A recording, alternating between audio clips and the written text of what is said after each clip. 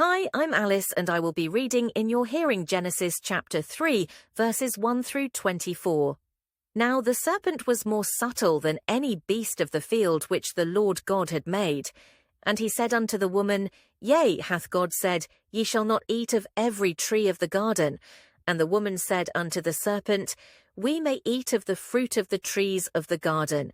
But of the fruit of the tree which is in the midst of the garden, God hath said, Ye shall not eat of it, neither shall ye touch it, lest ye die. And the serpent said unto the woman, Ye shall not surely die. For God doth know that in the day ye eat thereof, then your eyes shall be opened, and ye shall be as gods, knowing good and evil. And when the woman saw that the tree was good for food, and that it was pleasant to the eyes, and a tree to be desired to make one wise, she took of the fruit thereof, and did eat, and gave also unto her husband with her, and he did eat. And the eyes of them both were opened, and they knew that they were naked. And they sewed fig leaves together, and made themselves aprons. And they heard the voice of the Lord God walking in the garden in the cool of the day. And Adam and his wife hid themselves from the presence of the Lord God amongst the trees of the garden. And the Lord God called unto Adam, and said unto him, Where art thou? And he said, I heard thy voice in the garden, and I was afraid, because I was naked, and I hid myself. And he said, Who told thee that thou wast naked? Hast thou eaten of the tree, whereof I commanded thee that thou shouldest not eat? And the man said, The woman whom thou gavest to be with me, she gave me of the tree, and I did eat.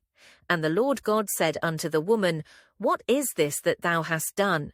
And the woman said, The serpent beguiled me, and I did eat.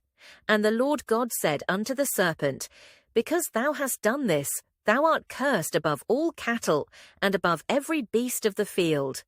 Upon thy belly shalt thou go, and dust shalt thou eat all the days of thy life.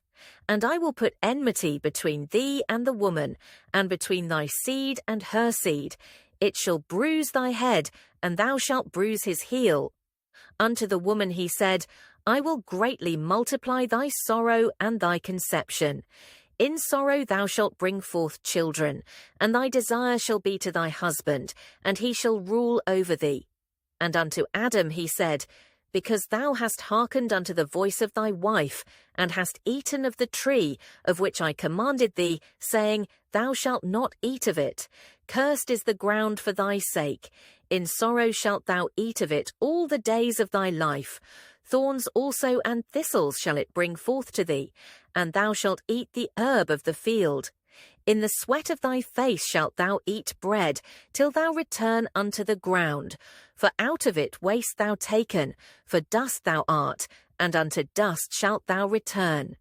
And Adam called his wife's name Eve, because she was the mother of all living. Unto Adam also and to his wife did the Lord God make coats of skins, and clothed them. And the Lord God said, Behold, the man is become as one of us, to know good and evil. And now, lest he put forth his hand, and take also of the tree of life, and eat, and live for ever.